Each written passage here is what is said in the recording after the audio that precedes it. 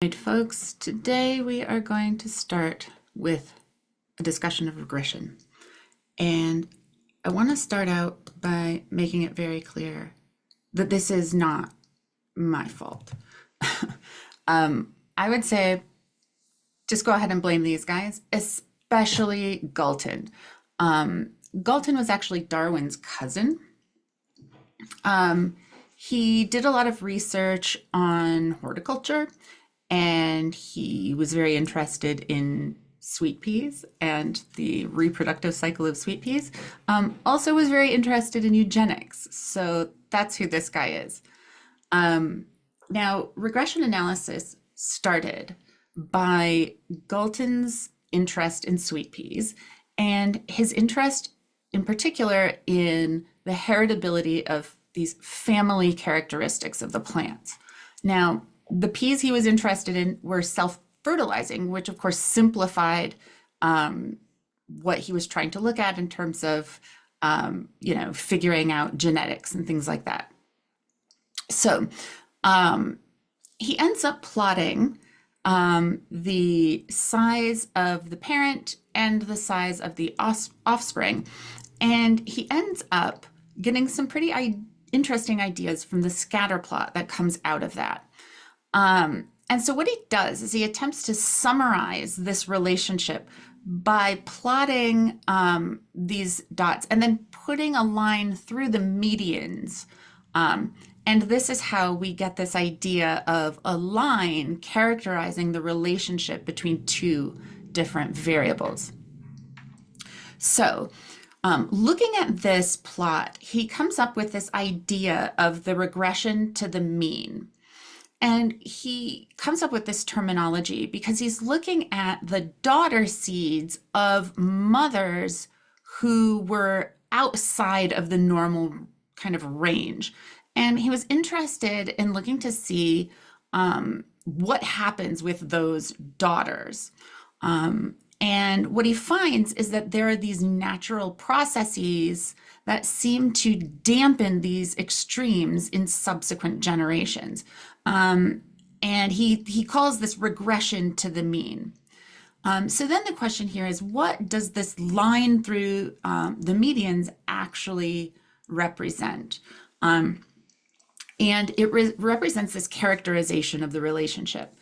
So if this line were vertical, it would essentially mean that there is not any variation in the value taken on that X variable, which in this case is the size of the parent.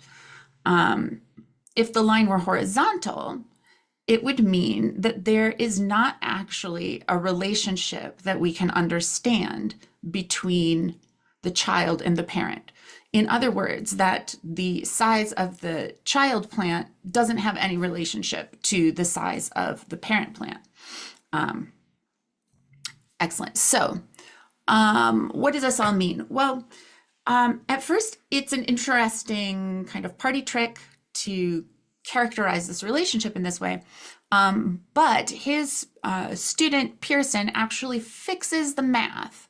And while Galton used medians, Pearson used a different way of calculating this because you can't actually derive the slope of the line if you're calculating that line using medians. So there were some mathematical problems with this. And instead, Pearson uses the means and the standard deviations to characterize where to plot that line. And he calls this the product moment. And this is the underlying idea that gives us things like correlation and regression. So from here, you have the question, how do you actually calculate the relevant parameters? And so Pearson adopts a least squares methodology. And this is something that was sort of independently discovered by two different people at the same time. But it offers a clear way to make some predictions about what characteristics this line takes on. It's also easy to calculate, which is good, and it has some cool statistical properties that we're going to end up using all throughout the rest of this class and into 703 next term. And this is actually a visual of some of Pearson's notes. So we're going to look at an example from some data that I have, and this is looking at perceptions of climate risk by a respondent's ideology. And so what we're going to do is use some of these insights from Pearson to get some meaning from these data and to see what does this actually represent. So here you can see I've plotted a bunch of data points. Now, I'm not using a continuous variable here. I am using this ideology variable that has 7 different possible values, so it's integer level. And that's why you see some of that kind of clumping of these data points and why it doesn't look like a big hazy cloud. So the dots here represent individual observations. So each dot represents a person that we asked 2 questions of. One of them was about their perception of climate risk, and the other was their description of their personal ideological preferences. And so we want to use this plot as a way to say, is there a relationship between these 2 concepts? So underlying this is the question, do people with different ideological kind of sensibilities, do they perceive or at least report the risk of climate change differently in ways that are predictable by their ideology?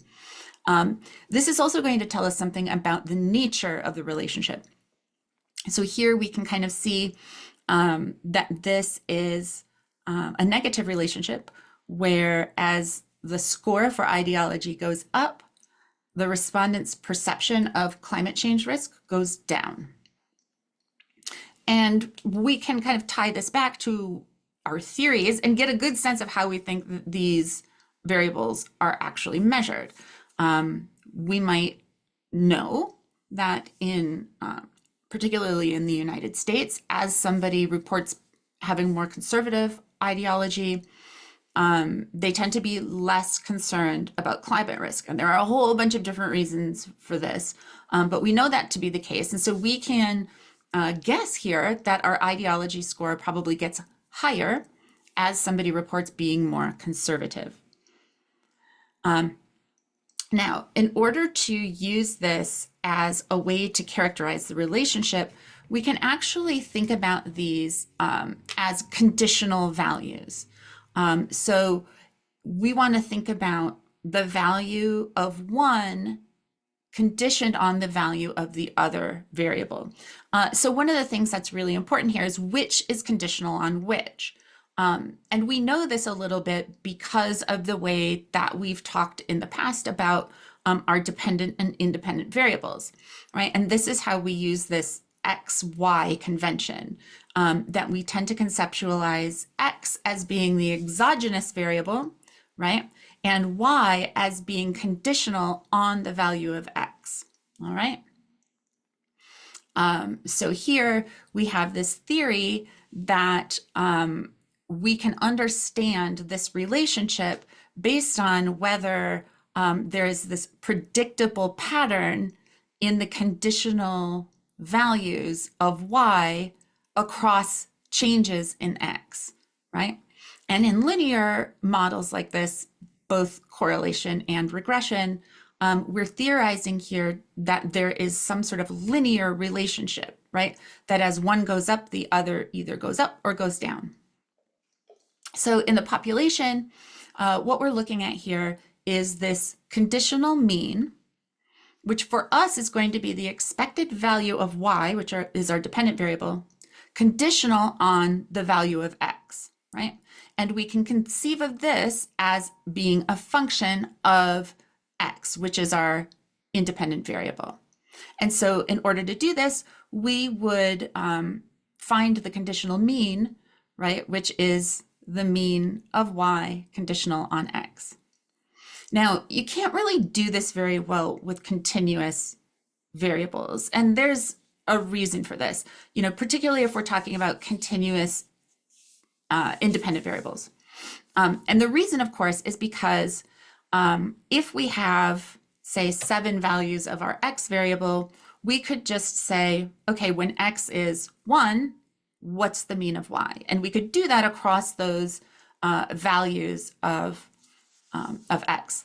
If we have truly continuous data, though, this would involve having to chop up this relationship into teeny tiny little parts. So each value of x, but we know that, if we have a truly continuous variable, we have a whole bunch of different potential values for x, and we might not have very many observations at each one of those values, right? So we have to look at a different way to summarize this relationship. So one way to do this is correlation. And correlation has a couple of interesting characteristics. It tells us something about the direction of a relationship, as well as its strength. And you can see here, there's a little chart that demonstrates what correlations actually look like when they're plotted. So if you have a very strong positive correlation, you're going to see that as x goes up, so does y, right? And you also can see this strength because there is a lot of density of these points right around that line, and we also see that it has a pretty strong tilt, right?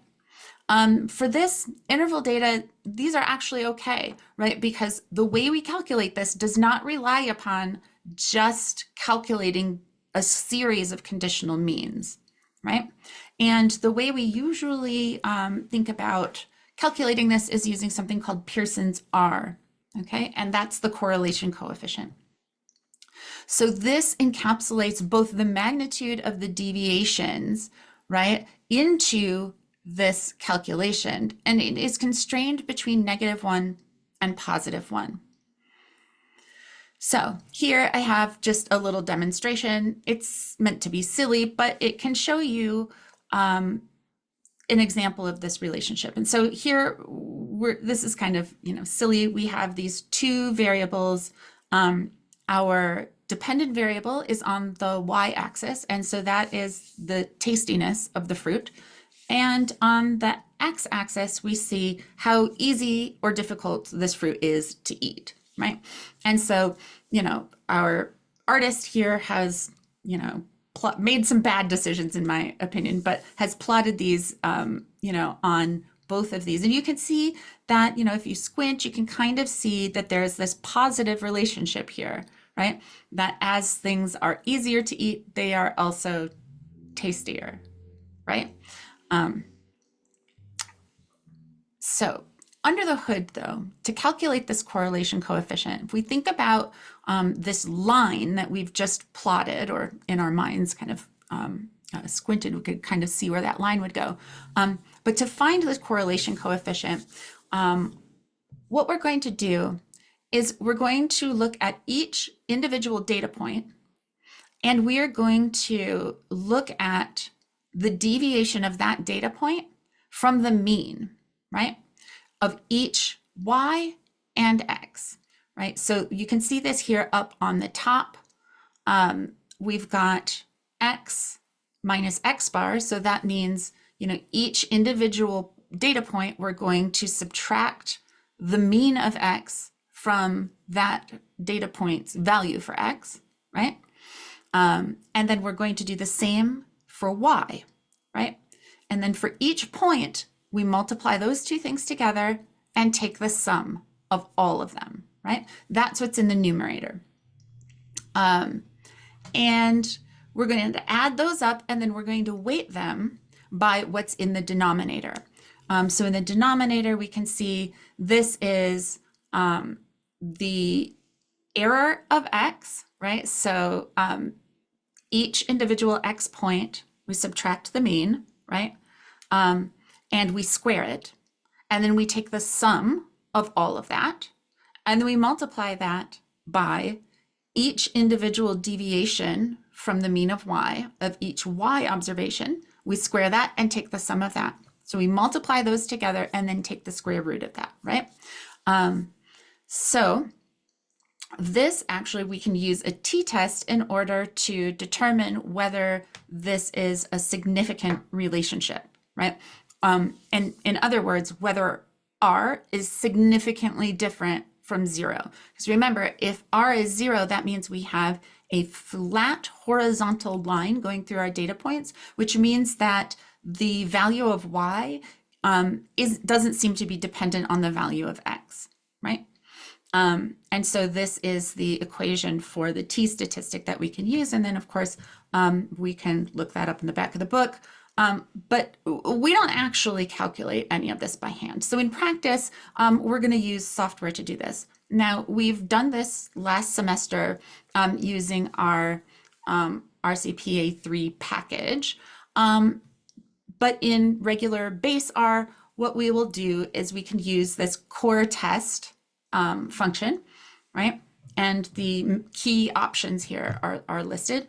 And so what this looks like for our example, here we're looking at the two variables, which are our X variable, which is ideology, and our Y, which is climate change risk. And you can see it gives us our T statistic, right?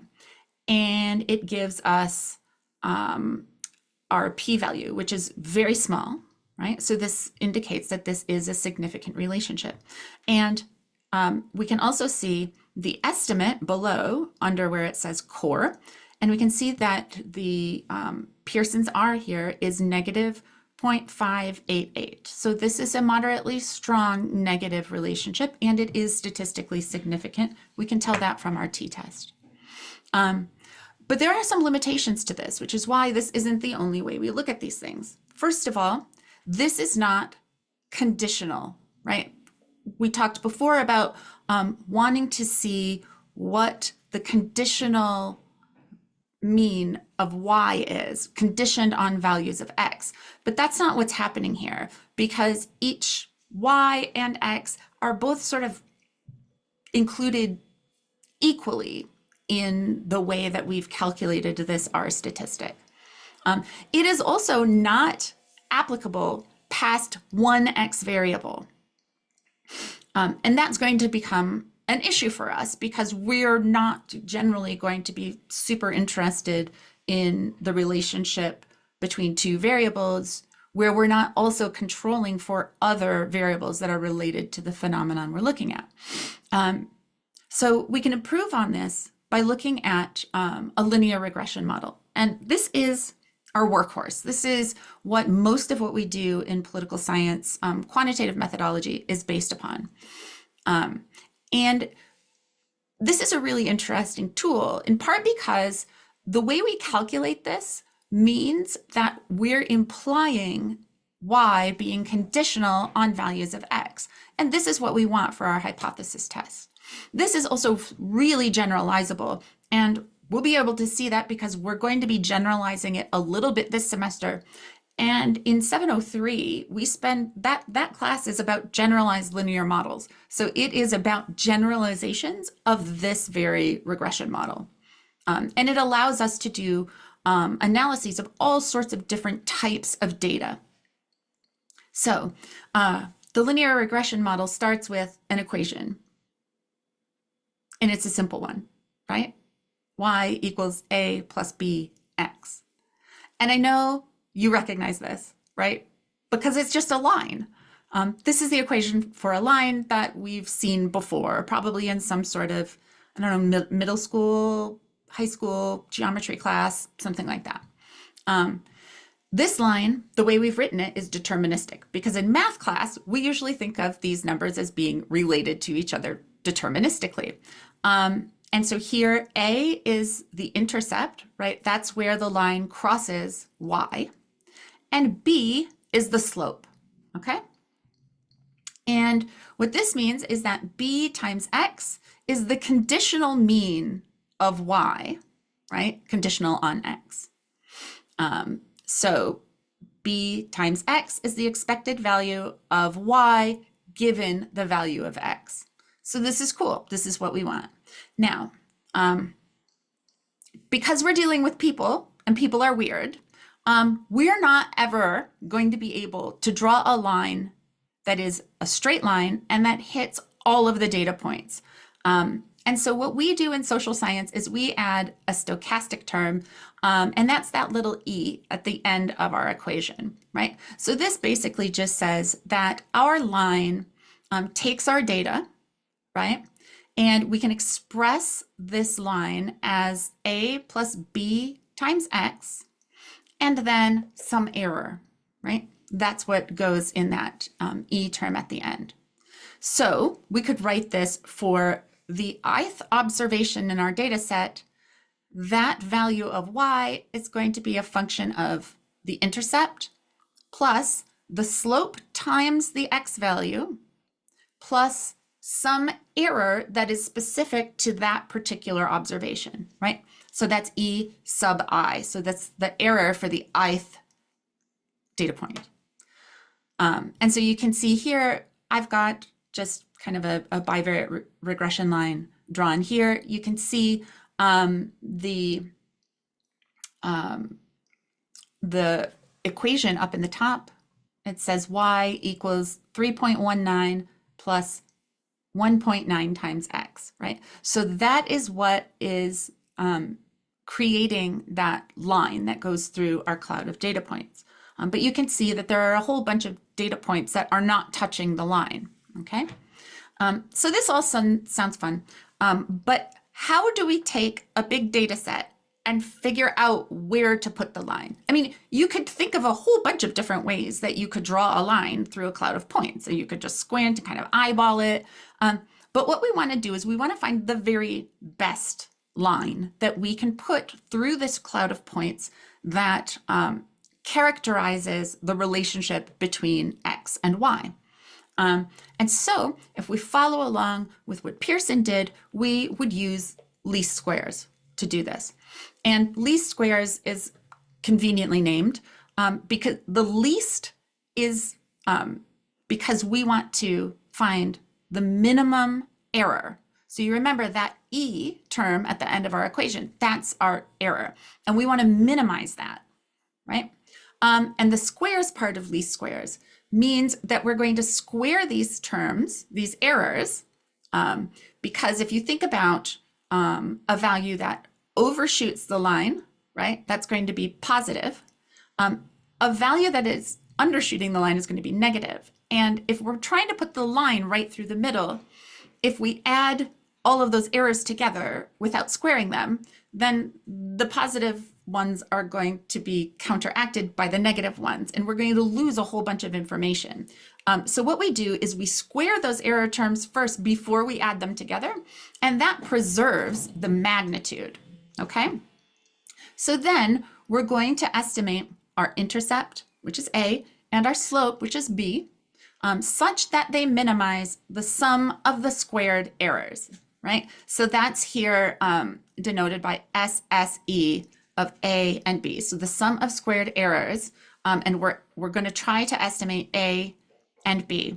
And you can see that what we're doing here is we are looking at the error term, right, for each individual observation, and then we are adding them all together. And under the hood, those errors are simply the observation of y minus A, which is the intercept, minus the conditional mean of y, conditional on x, which is b times x. We're going to take that and square it, add them all together, and that's going to give us the sum of the squared errors, right?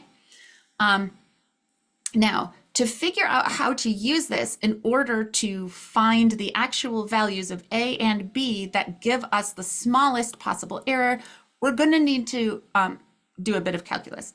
And by doing a bit of calculus, I don't mean actually doing calculus. We're going to have to look at a little bit of calculus.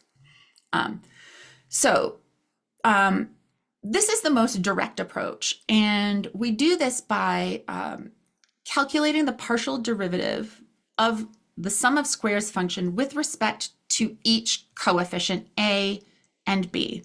So we're finding these least squared coefficients by taking the partial derivatives of these sum of squares functions with respect to A and with respect to B. So when we're doing a partial derivative, what we're doing is we're finding the rate of change of a multivariate function, which ours is because it has two variables, right? When one variable is changed and the rest of them stay constant. So it's kind of like taking a little slice of the function along a specific variable's axis to see how that variable changes across the values of the other variables in the function. And we do this so that we can see how much the residuals change when we slightly adjust one of the coefficients, right? So because taking the partial derivative allows us to see the impact of the function when we adjust one of the parameters, what we want to do is we want to set that to 0. And this is going to help us find that set of values that gives us those least squares estimates, meaning the estimates that give us the smallest squared error. So this is the pair of equations that we use to do this. And and these are simultaneous linear equations. These are also called the normal equations. And this refers to the fact that they are orthogonal to one another or perpendicular to each other, not referencing the normal distribution. So it's a little bit of a confusing, kind of a little bit confusing terminology there.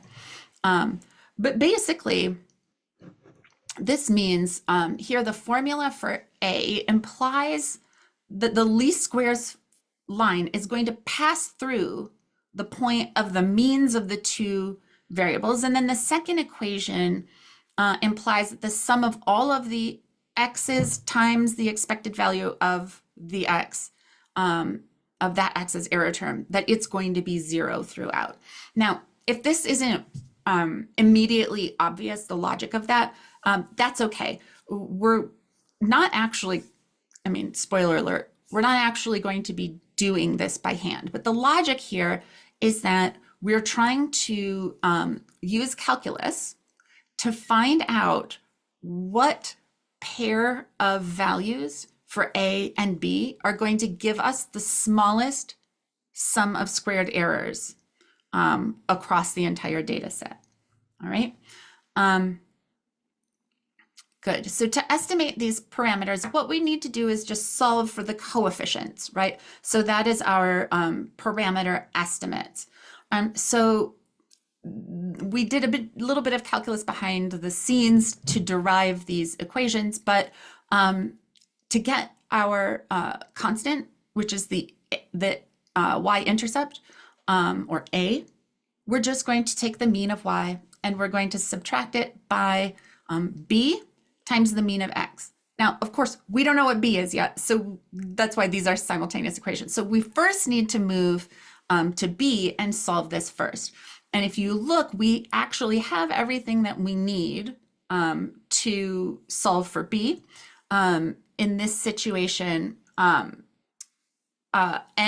is our number of observations, and then here we've got this n times the sum of each individual x value times each individual's corresponding y value, right? And then we're going to weight that by the sum of the difference between each x squared and subtracting each x squared, right? So you can see how that works there. And then we're going to talk a little bit more about this in a little bit, but these parameters that we're going to estimate, so that's A and B, they have some really cool properties that are going to allow us to use the results here as hypothesis tests about the relationship between our variables. Now, if this all worries you a bit, I'm hopefully going to help reduce that level of worry, because we're actually not going to be doing the calculus for this. Instead, we're going to use R. And it's going to do all of this math behind the scenes for us, right? So here I've actually run a regression on this example that I've presented here, and you can see the results of that regression here. And so I've used the LM function. LM is just short for linear model, which is pretty easy.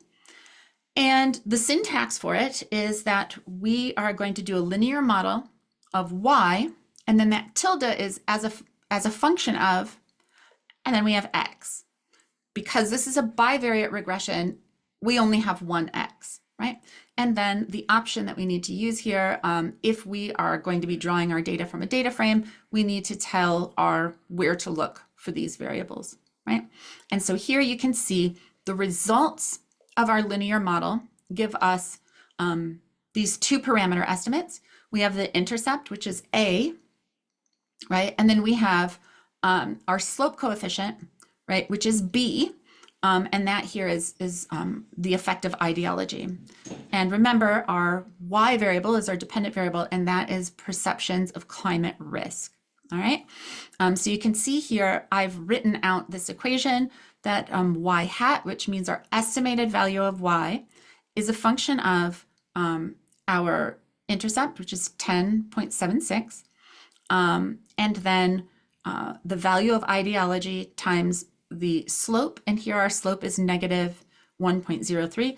Usually I wouldn't write it this way. Usually I would just take out the parentheses and I would just put a subtraction sign here, right? Because if you add this negative 0.03 times ideology, this whole thing will end up being negative if this is positive, which we know it's going to be positive because of the range of values in our particular data set, right? So here you could just substitute a negative or a minus sign here. And then of course we have this, this epsilon, which represents the error term, okay? And so that's how we use R to estimate the parameters that we plug into our equation. So now I want to talk a little bit about what this means in terms of our ability to have confidence. So our ability to use this for inferential statistics. And so we want to know, does the line that we've calculated, does it actually fit our data?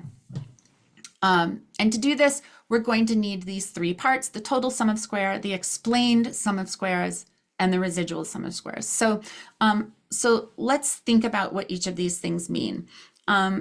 We're going to be calculating a version of a correlation coefficient to sort of characterize how well our line fits our data, okay?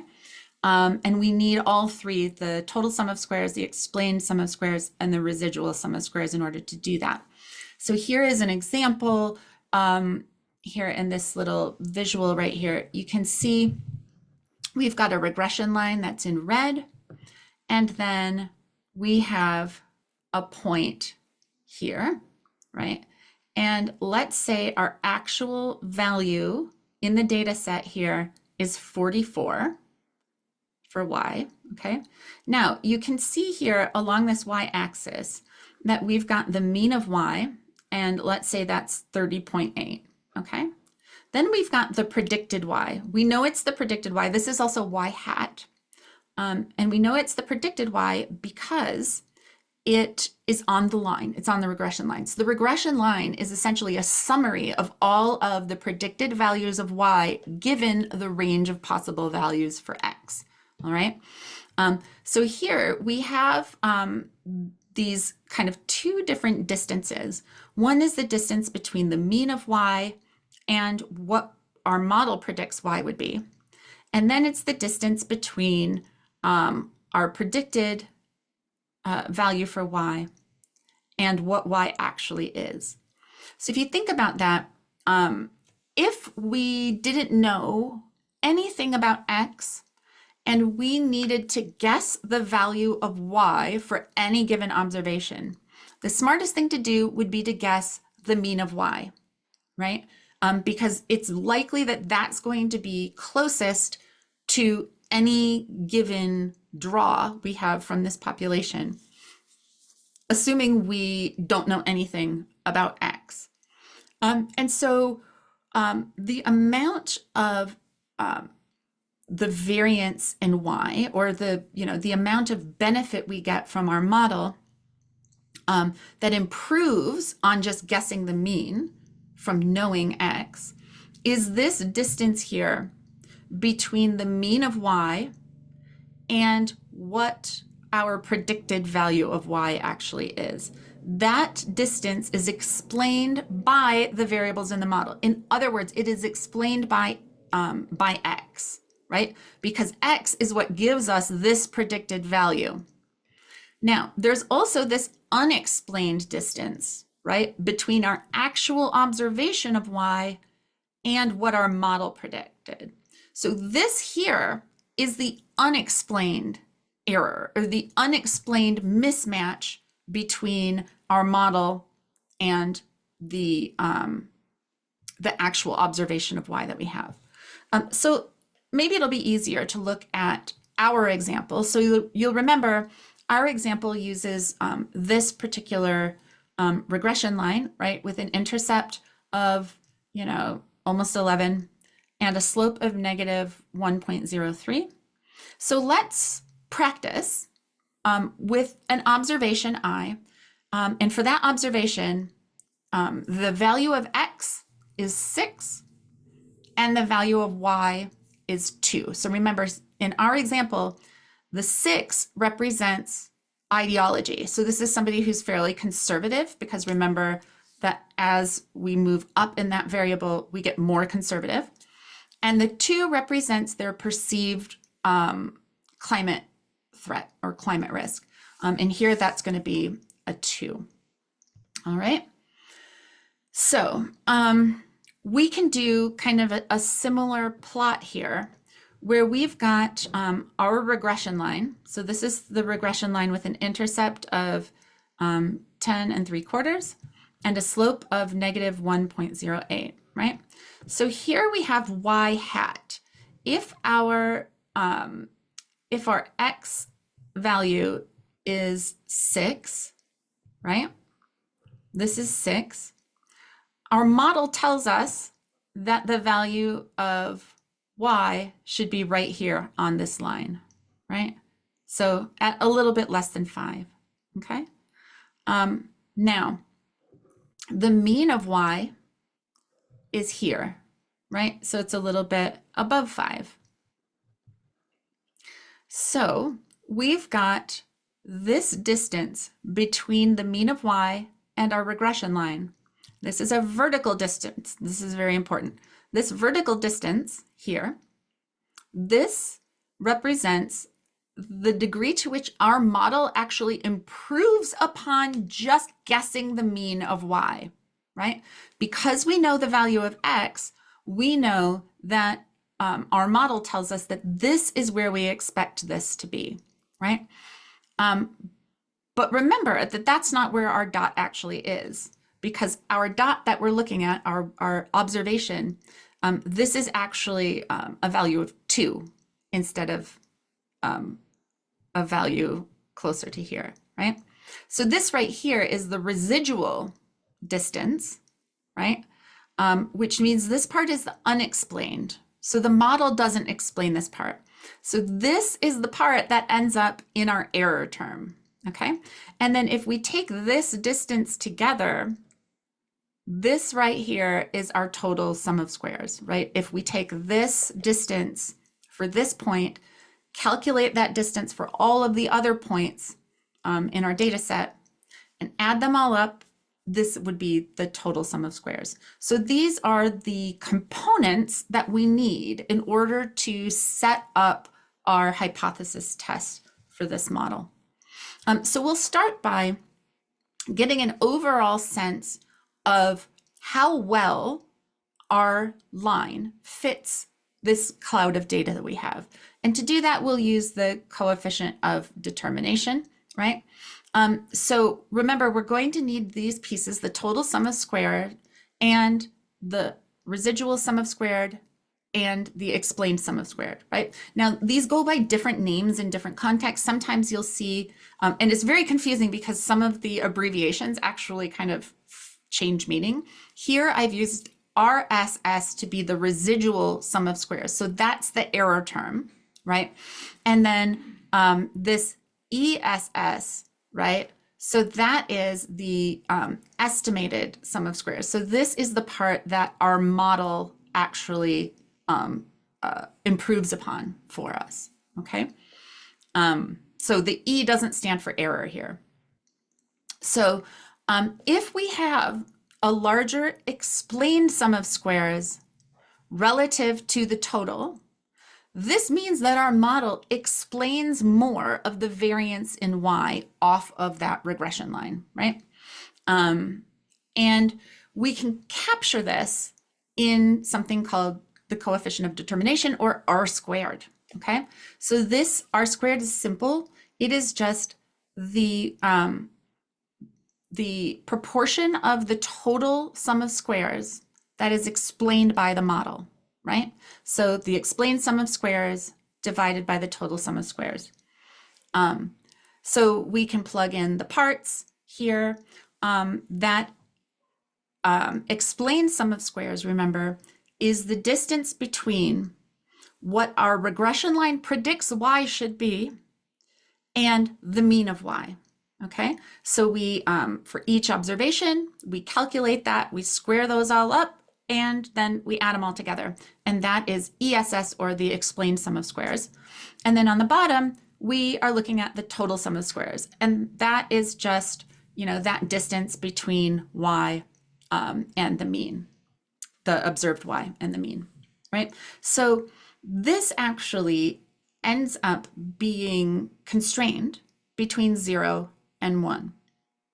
Now, this makes sense. If you think about what R is, Pearson's R is the correlation coefficient between two variables, right?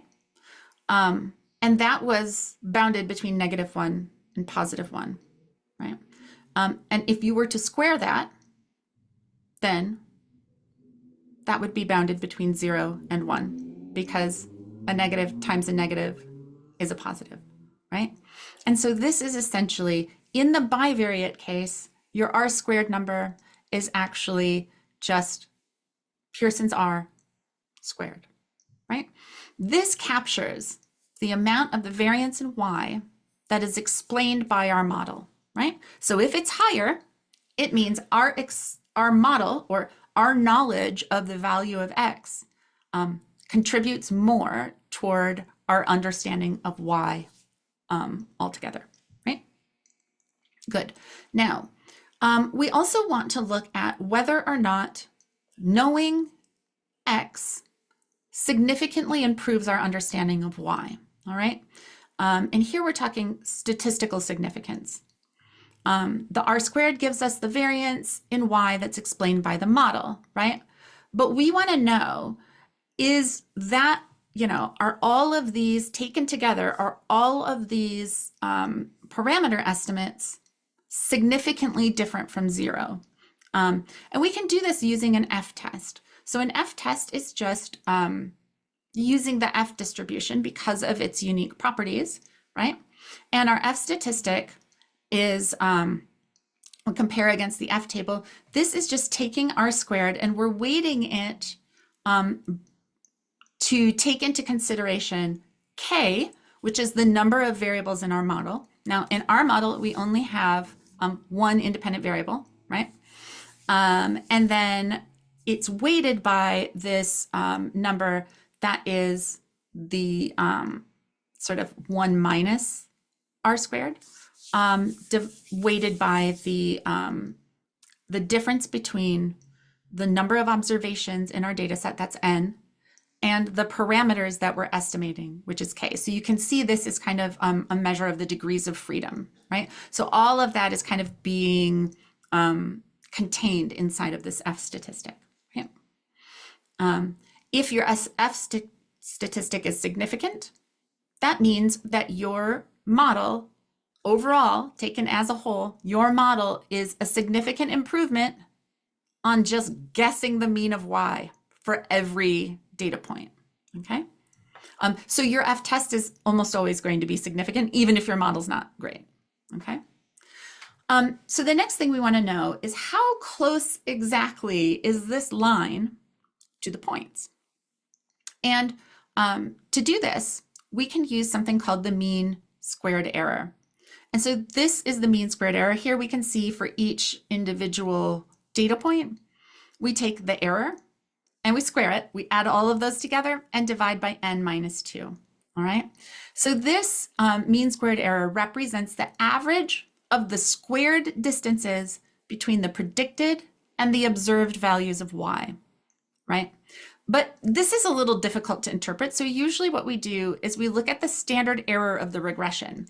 And this is just the square root of that, right? So I've taken just that same equation and taken the square root of both sides, right?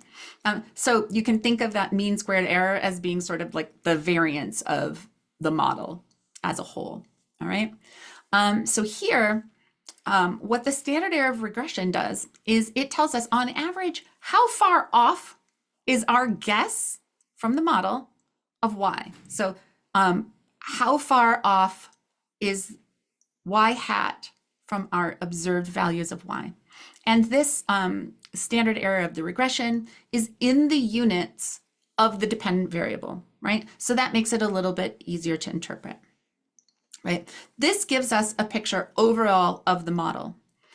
But remember, most of the reason that we're doing these models is because we're interested in the specific hypothesis test for the contribution of each of our variables to our understanding of y. And again, here we're talking the bivariate context, but let's take a look at what that means. It uses a similar logic to look at the standard error of the intercept. This is going to measure the uncertainty surrounding the estimate of our parameter. So here our parameter is the y-intercept, also known as the constant. So the equation for that is here. And we need this for our hypothesis test of the null hypothesis that our constant is 0, which basically means the null hypothesis here is that our regression line goes through the origin of the graph, right? Or it crosses at 0, right? So this standard error of the intercept is probably not difficult to figure out what it is, right? We just take the square root of that, all right? And so these formulas, they take into account the sum of the squared errors, right? That's up there on top. But it also takes into consideration the sample size, which is n, right? And the mean of the independent variable, okay? So this is incredibly important, right? Because this is the variance that we use, or the standard error that we use in the hypothesis test to see if our estimate is significantly different from 0. But this also isn't the one that we usually care that much about, because most times we're not particularly interested in whether or not the line crosses through 0 on the y-intercept. What we're usually really interested in is the standard error of the slope, okay? So we start with the variance of the slope, and from there, we just take the square root of it, okay? So this should look fairly similar. What we want to know is our slope significantly different from 0? If it's not, then we just consider that parameter estimate to be 0. And if you think about what our equation for our regression line looks like, if we assume that that slope estimate is 0, remember we multiply that times each value of x. So that means that this variable just falls out of our equation, right? And that makes sense because if the slope here is 0, it means that this variable is not a helpful predictor, at least if we're talking about statistical significance. It's not a significant predictor of y, which means we don't actually do any better to include this information in our guess of y, right? And then since we're using only one sample here, remember last time we talked about how we're using these characteristics of the normal distribution to get a sense of, if we're taking a whole bunch of samples based on central limit theorem, we know that, those parameter estimates from each of the samples, right, will be normally distributed no matter what the underlying distribution is. But since here we're only taking one sample, we're going to use a t-test in order to determine the significance of this parameter, right? And that is why when you do a regression in R, what it's going to spit back in its just kind of base R linear model. If you do a summary of that model object, what you're going to see is a parameter estimate and a standard error of the estimate. And then you're going to see a t statistic and a p-value, right? So that t statistic is calculated as from this standard error of the slope, and it is the thing that's going to tell us whether our variable is significant in the model, right? And that's just shorthand for, is the slope for this variable significantly different from 0? All right, so a few more things. We're going to be reviewing this again in a couple of weeks, but I just want to introduce you to some of the ideas about why this linear regression model is so useful and important, okay? And most of it is because we can actually generalize this to a multivariate case, right? Now, we change up the abbreviations to do this a little bit. So you can see over here that we've got, instead of our A and our B, now we have beta 0, beta 1, beta 2, right? So these are the population values of the constant, and then these coefficients. So for each independent variable, we're going to get a slope, kind of. So real quick, let's figure out what's different here. The biggest difference is that the coefficients are now partial slopes, right?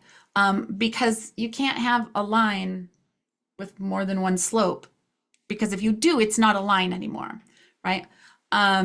And so we use this idea of partial slope. You can also think of this as being sort of a slope for one of the dimensions of a hyperplane that has k dimensionality, where k is the number of independent variables in your model, right? So the other thing that's really different about this and very useful for us is that the way we calculate these partial slopes actually isolates the impact of each individual independent variable on y, holding everything else constant in the model, right? So we're only using part of each x variable to find the effect of that x variable on y, independent of all of the other variables in the model. So this is the way that we can implement statistical controls in our models, because most of the time political scientists were not actually allowed to experiment very much on our population. Sometimes we can do like survey experiments and things like that. But we can't sort of assign different people to different conditions of maybe like how hot their climate is, or how conservative they are, or whether or not they live in an authoritarian regime. That's not something we get to just tinker with, right? So we have to take things as they are. So instead of having a control group, we implement these statistical controls by controlling for things that are happening outside of the model that are outside of our ability to manipulate.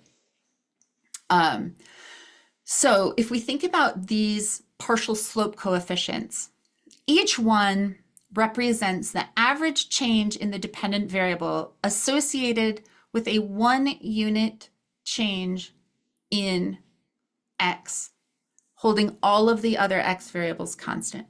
And this is where we get that convention of how we interpret each individual coefficient that shows up on our regression tables.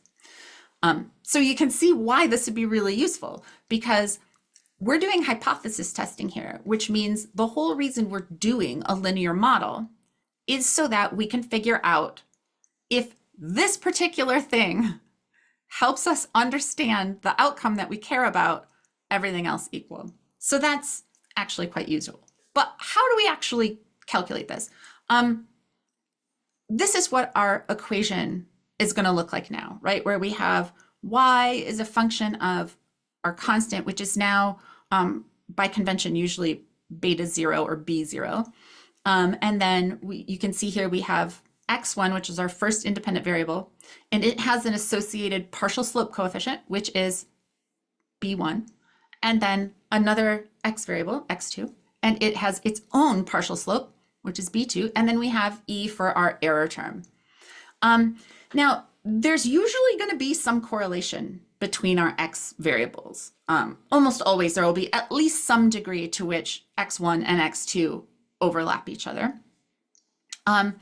So remember that the goal of this is to isolate the effect of one of the x's on y, holding the other x constant.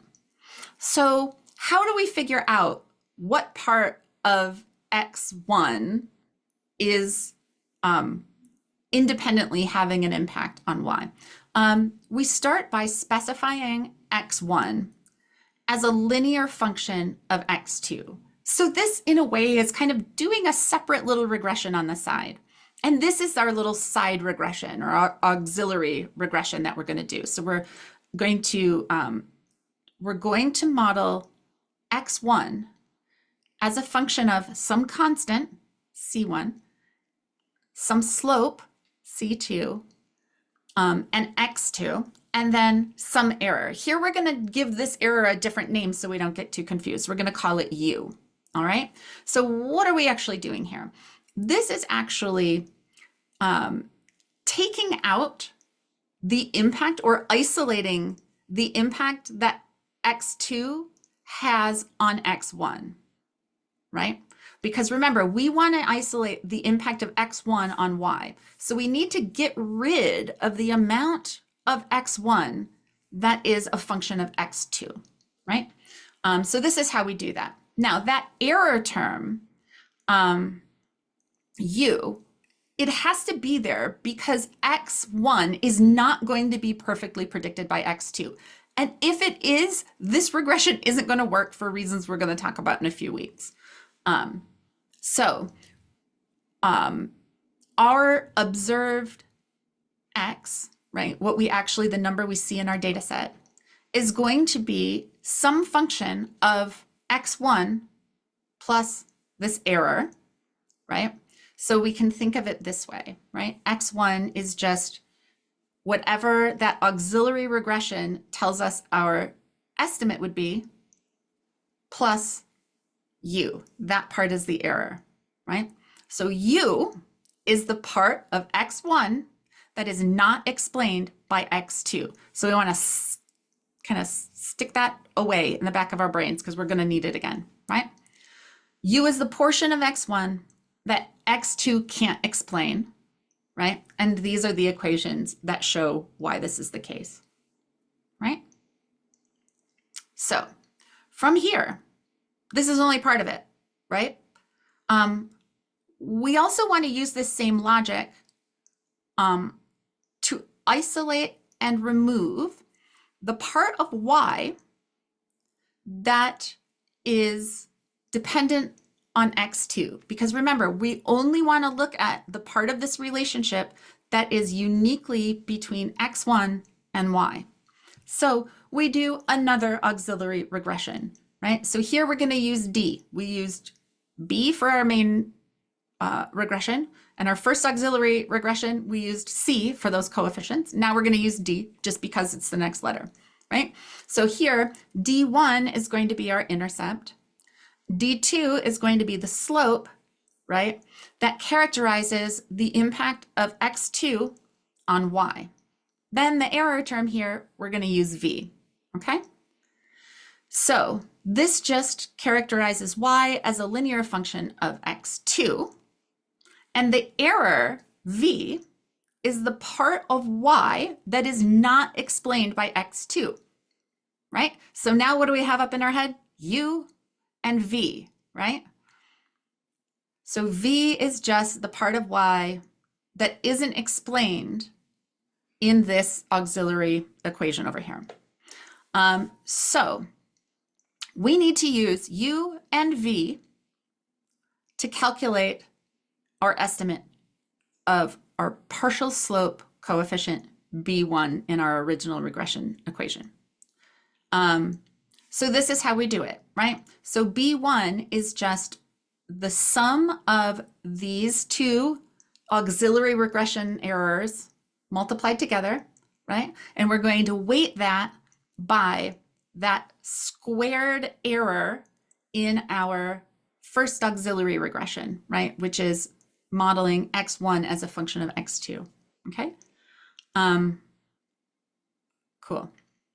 So this is the equation for a partial slope. It includes U and V, but it might seem a little bit hard to like keep all of this in your brain. So I actually put together a different way to look at it, which is a series of Venn diagrams. Now, this isn't exactly kind of how it works, but this is a good way to help you understand what's happening under the hood here, okay? So what we have here is we have our three variables. We've got y, we've got x1, and we've got x2, okay? And I've just labeled each of these little areas with a different letter to make it easier as I try to explain how this helps us at all when we're trying to understand linear regression, okay? So we can see each of the variables, and then we can see these areas E, F, G, and then D. Those are all areas where there is some overlap between these variables. So let's look at the pieces of the diagram. So first, let's look at U. Remember, U is the residual or the error term from our first auxiliary regression, right? Where we are modeling x1 as a function of x2, right? Now, what we want to do is we want to look just at that part of x1 that is not influenced by x2. And wouldn't you know it, what do we see here? This is x2. So the part we're interested in here, U, is all of the parts of x1 that are not influenced by x2, right? So it's this green area. And that green area is B and D, right? And that, of course, is coming from that auxiliary regression, that first auxiliary regression, okay? So that's the part of x1 that we're going to start with. Now, because it's the part of x1 that is not explained by x2, okay? So all of that, C, F, G, and E, those sections up at the top, we're going to get rid of those, okay? So next, now we're going to look at our second auxiliary regression. And here we're interested in the parts of y that are not influenced by x2, okay? And that's V. Remember, that's that error term from that second auxiliary regression. So V is just these areas right here, A and D. So you can see this is y, and the green parts are the parts that are not influenced by x2, okay? And again, that comes from that second auxiliary regression. And this is the part of y that's not explained by x2.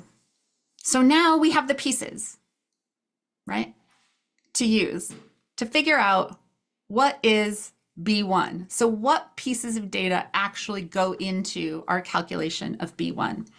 And I don't know if this is surprising or not, but it's just that little, right there, that little tiny sliver of green is what we use. That section labeled D, just area D.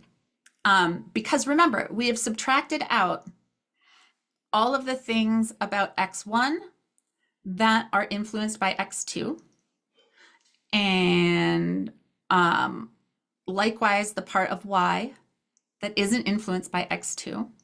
And then, so you remember this part right here was u, and this part was v, but most of u and most of v, at least the way this is drawn, it's not always most. Sometimes there's, a lot of overlap, because you can envision that these circles will overlap to different degrees depending on the nature of our data and the underlying relationship, that data generating process that created the data we have. That's what we're trying to uncover here, is that data generating process. So it just stands to reason that our beta coefficient here, right, our partial slope on x1, the part of x1 that is not related to y doesn't help us. And the part of y that isn't related to x1 also doesn't help us. So we end up looking just at this little sliver, right? This is the part where x1 has a unique influence on y, independent of x2. So that's how we can generalize that linear model from having just two variables into one that has multiple independent variables. Now notice, we still only have one dependent variable. And this is going to remain the case, kind of, sort of. It's going to remain the case, at least for this semester. Now, a couple of things that are just a preview about why our linear model is so useful. So here we're talking specifically about these OLS estimates, which are the things that we have just gone through how we calculate them. OLS estimates are actually things we could calculate without having to guess, right? Because these are closed form equations. They have solutions, right? Also, the way that we calculate where to place this regression line in multidimensional space, it actually penalizes large errors. And the way it does it is this: because it squares the error term before adding them up, so each individual point, its distance from the line, we square that and add it all up, right? Now, if you think about a very small number, if you square a very small number, you get a small number. If that number is smaller than 1, but bigger than, if it's smaller than 1, then, and bigger than -1, right? Then you get even smaller numbers when you square them, right? But as these numbers get bigger, you get a whole lot bigger errors, right? So this essentially prioritizes including the line in such a way that it is sensitive to those outlying observations. Now, this can become a little bit of a hurdle that we're going to talk about a little bit later in the semester when we talk about multicollinearity. But we can deal with that. But essentially what this does is it avoids placing a line in a place that does pretty well for most observations and very, very badly for others, right? So this can be useful. It also, this process estimates each individual partial slope coefficient independently of the influence of the other variables, right? This is super important because we use this because we don't get to manipulate a control group, right? because this allows us statistical control to isolate the impact of one particular variable given the values of a whole bunch of other variables, right? This also gives equal weight to errors of equal magnitude, which in and of itself is very helpful. So these are all very desirable characteristics, and this is why we tend to use OLS as the best way to place the regression line in space most of the time, right? And next week, we're going to talk about a little bit more in depth about the actual process of estimating these partial slope parameters using OLS. We're also going to talk about 2 additional ways that we go about estimating these parameters.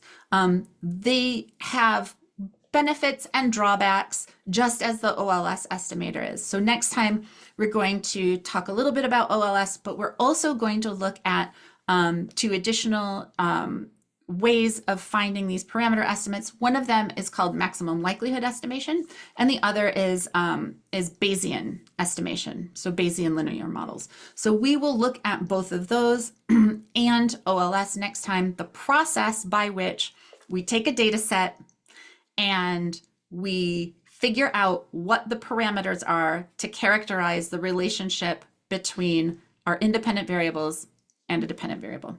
So that's it for today. You should be able to find the outline of this talk on Web Campus.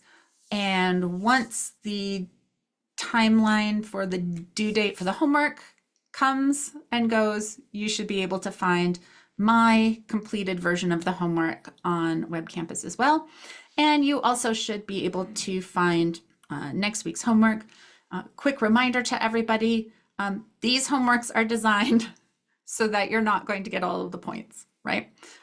So do your best, try your best to understand what's happening, but don't let it paralyze you. Also, I do very strongly suggest that you set aside a good chunk of time to work on the next homework, sometime between now and Friday. And then when Friday comes, bring the questions you have with you and come to the Methods Cafe and we can work through them together. And that will give you enough time over the weekend that you can kind of implement whatever solutions we come up with and complete the homework as best you can. Remembering, of course, that not all of the homework points count toward the final grade. So if you get really stuck, you know, it's okay. That's part of the process. That's what this is here for. So that's all for today. So I look forward to seeing you all soon. Bye.